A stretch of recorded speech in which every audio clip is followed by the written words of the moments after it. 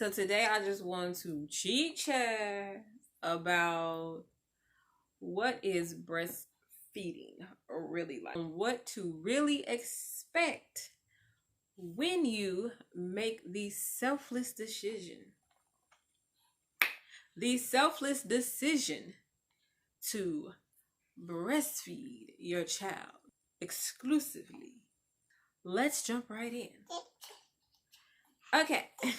So first things first, breastfeeding a child requires your undivided attention. Your undivided attention. And not to mention, they're going to be attached to you. Not to mention, they're going to be attached to you. You know, I breastfed both of my babies, so I don't know if this is just a normal thing or not, but they're like on me like white on rice. And sometimes it can be a bit much. Whatever it is you're doing, it's kind of hard to do when a baby is attached to you 24/7. My baby's down there on the floor, so I may be looking down there occasionally. I breastfed two children and currently still breastfeeding my daughter, who is 6 months old. I want to supplement with regular milk, but I've just simply been too lazy because the boob is just there. It's just too convenient at this point. Although it would be nice for someone else to be able to feed her. Which brings me to my first point. No one else can feed your baby. And if you're like me and you have a second child, it's not a whole ton of time to pump. And pumping is a job in itself.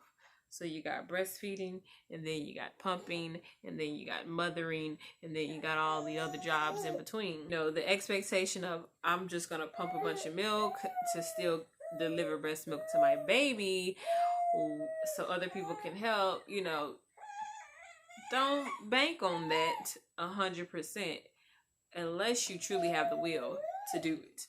Because that takes commitment. And for the women who do it, I commend you, because pumping is a job. Another thing about breastfeeding. Yes, if you're a first-time breastfeeder and a second-time breastfeeder, the second time wasn't as bad as the first, but the sore nipples in the beginning. Trying to understand how your baby latches on and getting a good latch is going to cause your nipples to crack, your nipples to hurt. With my first son, all wrong. I mean, my nipples were so cracked. The only thing that helped me was dipping them in cups of salt water like girls do when they get their nipples pierced, and it helps them heal. Luckily, my friend gave me that tidbit, but she was talking about nipple piercings, and I was like, you know what? Right. So, another thing, the night feedings, which this is probably my least favorite thing because I don't like to sleep up under people.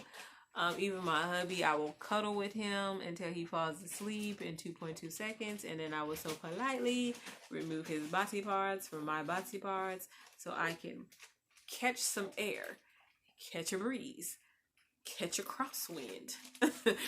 You know, it's hot. And with breastfeeding, and I tried my best, or maybe I didn't, this is why I failed, but I tried not to nurse her to sleep. I used to try to sit up, nurse her, and then lay her down so she doesn't get too comfortable in their favorite position, which is laying down on your side while nursing your baby in the bed. And they're just kind of using you as like a passy, and it's very comforting. Even if they're not hungry, it's super comforting for them. You know, I'll usually pop it out and then pop the passy in, and luckily she takes a passy. My son didn't take a passy, so that was just him all night long. FYI, a little tidbit, if you don't have a foam topper, you better get one. That kind of, the memory foam topper, it allows like your hip to sink in, because laying on your side for a long time can be very painful. But nonetheless, I don't have the aches and pains from sleeping in all awkward types of positions while I'm asleep. I've seen some women that I've known have like, I don't know if it's called withdrawals or no, it's like separation anxiety when it's over. Like when your baby is crying and, you know, you typically can just pop a boobie in their mouth and calm them down instantly. But now, like, that's over and they're crying and you know, they're not looking to you anymore. They're they're going to you or daddy or auntie or whoever to comfort them. And it's like, oh wow, I remember when I used to just be able to pop it in and that would literally solve all of your problems. All of them. I remember I took my son to the movie theaters when he was just a boy, little bitty baby. He was quiet the whole time because I breastfed him majority of the time. Now this part is for the biting. Ooh. The biting is a no-go.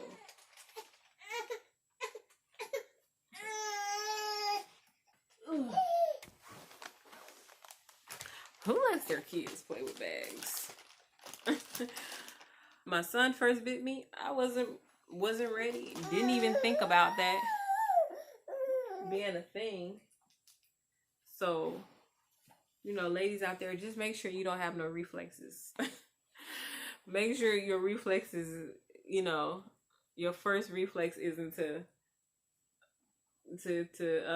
get out of harm's way, because you might move a little too fast. She is 6 months and she has 2 teeth fully developed at the bottom and 2 coming in the top. So just the other day she bit me and oh my goodness.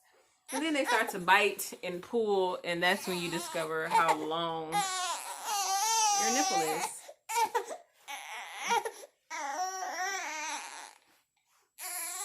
What do y'all think she